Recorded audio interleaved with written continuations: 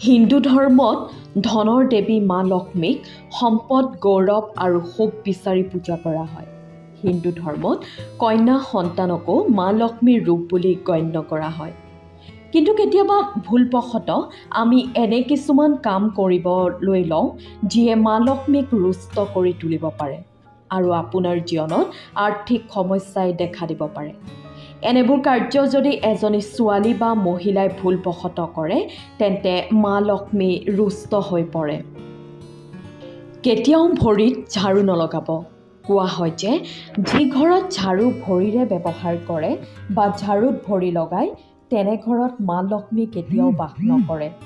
পুৰাণৰ মতে যি ঘৰত মহিলা বা ছোৱালীয়ে ঝাৰুত ভৰি লগায় তেনে ঘৰত মা লক্ষ্মী ৰুষ্ট হৈ পৰে। কেতিয়াও জোঠা বাচন গেছৰ ওপৰত এৰি নিদিব। কেতিয়াও জোঠা বাচন গেছৰ ওপৰত এৰি নাহিব। এনে কৰিলে ঘৰত দৰিদ্ৰতা আহে আৰু হাতৰ পৰা টকা ওলাই যায়। দুৱাৰ মুখত বহি আহাৰ গ্ৰহণ নকৰিব। হিন্দু ধৰ্ম অনুসৰি মাটিত বহি আহাৰ গ্ৰহণ কৰাটো শুভ বুলি গণ্য কৰা হয়। কিন্তু কেতিয়াবা দেখা যায় যে ঘৰৰ মহিলাসকলে ঘৰৰ দুৱাৰ মুখত বহি আহাৰ গ্ৰহণ কৰে। কেতিয়াও এনে নকৰিব, নহ'লে ঘৰলৈ দৰিদ্ৰতা আহিব। কেতিয়াও পাকঘৰত জোঠা বাচন বৰ্তন এৰি নাহিব।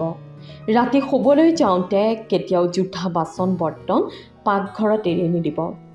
এনে কাৰ্য কৰাটো ঘৰলৈ দৰিদ্ৰতাক আমন্ত্ৰণ কৰাৰ দৰে।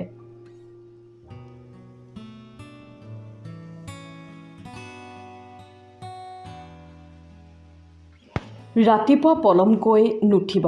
ঘৰৰ সকলো সদস্যই ৰাতিপুৱা সোনকালে উঠিব লাগে।